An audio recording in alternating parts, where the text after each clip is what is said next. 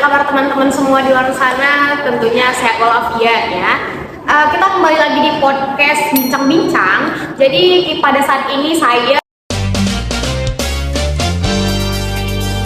akan mendatangkan dua narasumber yang sangat luar biasa dari kelas KPI. Karena pembahasan kita cukup menarik juga untuk kali ini. Nah, tidak lama-lama, mari kita sambut dua narasumber yang sangat luar biasa. Kepada saudari Miftah dan saudara Fatul Hakim, saya silakan. Assalamualaikum Pak. Sehat Kak? Alhamdulillah sehat. Oke, alhamdulillah sehat ya. Kak, gini Kak, sebelum kita masuk ke pembahasan nih, tentunya tidak alangkah lebih baiknya kita kenalan dulu ya kan. Jadi untuk itu kita kenalan dulu dong Kak. Kakak kenalan dulu. Kakak terlebih dahulu. Halo semuanya, halo juga Kak Sofia. Perkenalkan nama saya. Dan saya Berarti satu kelas nih ya kan Kak. Tentunya membawa materi lah yang luar biasa ya seiring dengan pembahasan kita pada kali ini. Nah pemirsa, mereka itu dari kelas KPI sama juga dengan saya sebenarnya. Tapi tentunya mereka memiliki sudah punyalah materi yang akan kita bahas. Nah Kak, berbicara tentang materi yang akan kita bahas, materi yang kita bahas itu strategi penyiaran Islam berbasis hadis untuk menangkal hoax dan fitnah. Tentunya ini sangat menarik sekali ya, karena kita di era digital ini terkadang susah gitu untuk menyaring tentang berita-berita ataupun informasi-informasi yang hoax. Gimana sih cara kita untuk menyampaikan hal tersebut? Nah sebelum itu kita mendengarkan dulu penjelasan dari penyiaran Islam itu sendiri. Gimana sih? Gitu. Jadi menurut saya nih Kak, penyiaran Islam itu yaitu menyebarkan informasi-informasi kepada masyarakat yang berlandaskan Islam, yang berlandaskan Al-Quran dan hadis kepada orang-orang awam agar mereka tahu apa sih itu tentang Islam, apa-apa aja di dalamnya gitu. Berarti menyebarkan informasi-informasi keislaman gitu. Menurut kakak Miftah sendiri? Kalau menurut saya ya penyiaran Islam itu kayak kita kan sebagai juru dakwah lah ya kan, karena saya itu dari Fakultas Dakwah dan Komunikasi. Jadi kalau seorang juru dakwah itu yang menyampaikan pesannya kepada masyarakat agar masyarakat itu paham apa yang kita sampaikan, jadi menambah wawasannya. Berarti intinya itu menyebarkan informasi keislaman lah ya, Yang berlandaskan Al-Quran dan hadis. Iya, yang berlandaskan Al-Quran dan hadis. Jadi penyiaran Islam itu menyebarkan informasi keislaman yang berlandaskan Al-Quran dan hadis gitu. Tentunya strategi penyiaran Islam berbasis hadis untuk menangkal hoax dan fitnah ini tentunya ada hadis-hadisnya juga. Tapi sebelum kita beralih ke hadis-hadisnya, kita harus cari tahu dulu nih guys tentang hoax ini apa sih sebenarnya hoax dan fitnah ini. Kalau menurut saya hoax itu yang kayak berita-berita yang kurang valid, yang nggak ada sumbernya. Jadi kayak penyebaran berita yang tidak cukup sumber yang validnya. Jadi kayak berita-berita bohong lah yang kalau misalnya kita jumpai pada era-era sekarang itu, kayak penyebaran berita yang cepat dan tidak bersumber gitulah.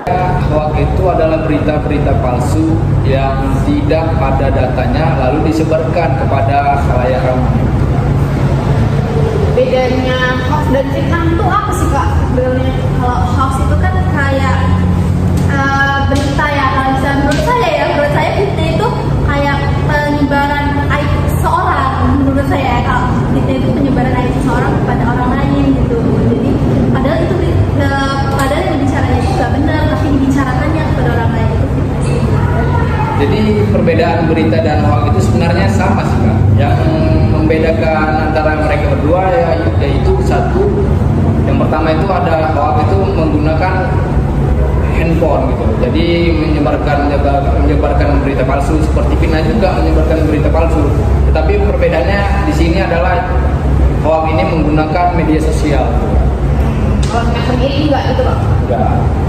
Kak berbicara tadi udah disampaikan ya sama kakak sendiri hoax dan fitnah itu apa gitu.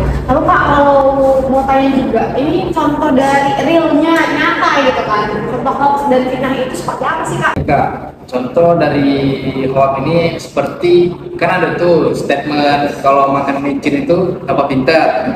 Nah, tapi itu berita yang tidak valid gitu, tidak ada verifikasi data. Malah kita makin banyak makan micin malah jadi kasinan gitu. Gak bagus juga untuk kesehatan. Kalau Kak Mita sendiri, contoh dari fitnah itu apa sih gitu di dunia nyata gitu, yang berefek ke masyarakat gitu? Kalau menurut saya ya Kak, fitnah di masyarakat ini kayak misalnya perempuan lah kan sering kan itu kalau misalnya pulang malam kerja pasti pandang masyarakat itu kan kayak kerjanya itu macam-macam kan, padahal enggak. Jadi kalau ibu-ibu misalnya nengok seorang perempuan pulang malam kayak gitu pasti kan berpikirnya kerjanya nggak bagus kan, jadi nyebar fitnah dia jadi bicarakan ke orang lain, jadi nggak bagus untuk yang si korbannya ini karena fitnahnya karena yang dibicarakan itu nggak baik gitu, padahal senyatanya perempuannya itu pulang malam tuh cuma untuk kerja gitu, nggak ada macam-macam itu fitnah. Jadi menyebarkan efek yang nggak baik gitu di masyarakat dari mulut ke mulut itulah nggak bagus. Nggak bagus juga ke orang yang terkena fitnah. Iya, jadi kan dia kayak merasa terintimidasi dengan masyarakat kan jadinya. Jadi memang bahaya sekali ya hoax dari fitnah ini, itu sangat berefek gitu ke masyarakat gitu, mengubah baiklah. Mengenai strategi penyiaran Islam ini, nah hadis dan ataupun ayat-ayat Al-Quran lah gitu yang mengarah pada penangkalan bagaimana kita menyangkal gitu hoax dan fitnah ini. Dari Bang Hakim atau lebih dahulu?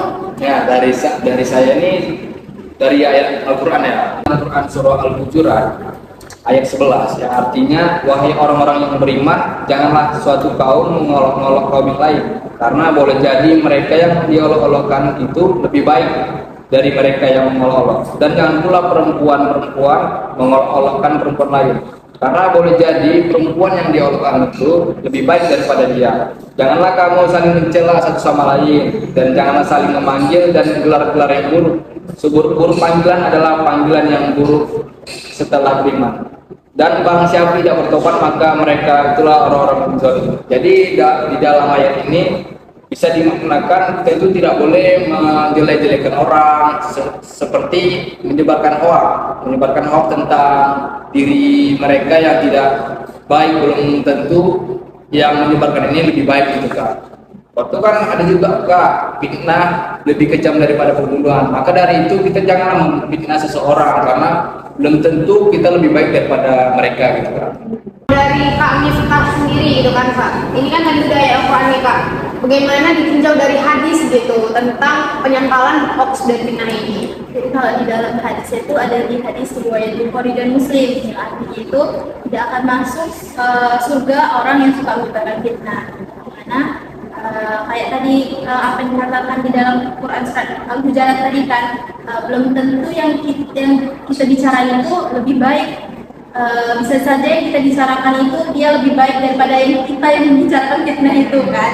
Jadi untuk apa kita menyebarkan fitnah yang tidak betul, yang tidak yang memang belum benar adanya itu kepada orang lain, karena kita hidup di dunia ini kan untuk surganya Allah, untuk kelanjutan kita selanjutnya kan di surganya. Jadi untuk apa kita menyebarkan berita yang enggak pasti? Juga ada di hadis riwayat Ibnu Majah yang dimana yang artinya itu tidak ada ujian di muka bumi sejak Allah ciptakan Adam yang lebih besar melebihi fitnah Dajjal, dan sungguh setiap Allah mengutus seorang nabi pasti dia akan mengingatkan umatnya dari bahaya Dajjal. Jadi maksudnya itu kayak pada zaman Nabi aja dia sudah mendapatkan fitnah-fitnah. Jadi kalau misalnya kita yang mendapatkan yang menjadi korban fitnah, jadi kita tuh nggak perlu berkecil hati, karena tuh bisa saja kita tuh lebih hebat dari yang penyebar fitnah ini, karena yang disebarkan fitnahnya itu, jadi kita nggak usah merasa kecil hati. Itu aja sih Kak. Jadi memang sudah diatur gitu dalam Al-Quran dan hadis tentang bahayanya hoax dan fitnah ini. Jadi kita sebagai pembaca juga kan Kak, khususnya pembaca berita, penikmat media sosial, penikmat hiburan atau apapun itu, disaring dulu lah ya untuk dan memverifikasi dulu terlebih dahulu tentang berita-berita yang kita dapatkan, tentang strategi kita gitu untuk menyiarkan strategi penyiaran Islam ini lah gitu untuk menyangkal hoax dan fitnah ini. Apa saja sih yang harus kita lakukan gitu? terlebih kita ini dalam lingkup komunikasi dan penyiaran Islam. Lebih dahulu Bang Hakim. Jadi menangkal hoax itu sih sebenarnya gampang, cuman kita aja yang malas. Yang pertama itu kita memverifikasi data. Jangan kita langsung percaya data itu tersebut. Kita lihat dulu apakah benarnya valid atau tidak. Yang kedua, jangan terlalu cepat menyebarkan kepada orang-orang lain sehingga mereka pun yang tidak tahu bisa menyaring berita-berita tersebut gitu. Yang ketiga, jangan terlalu percaya dengan opini-opini yang di luar sana. Itu saja sih. Kayak dunia verifikasi, terus jangan cepat menelan mentah-mentah gitu berita yang disebarkan. Lalu untuk dari Kak Miftah lah, Menurut saya kalau misalnya mengantisipasi dari fitnah ya, maksud saya dari masyarakat aja lah ya kan. Misalnya kita mendapatkan omongan dari masyarakat tentang si A kayak gini, kita jangan percaya, masa sih kok jangan kayak gitu langsung, kayak kita cari dulu memang betulan apa yang dibicarakan ibu ini enggak. Jadi kayak sebetulnya sama aja sih kayak penyebaran hoax sama fitnah itu memang harus cari dulu, tahu dulu memang kalau apa yang dibicarain ini beneran valid atau enggak, kayak kita mencari bukti-buktinya dulu. jadi saya mau tanya Kak, dari perbincangan kita ini apa sih harapan kita gitu sebagai generasi milenial lah ya kan, generasi Z gitu, generasi akhir lah gitu, di tengah-tengah terpaan banyaknya berita-berita yang berseliweran lah di tengah-tengah kita. Dari Bang Hakim lah.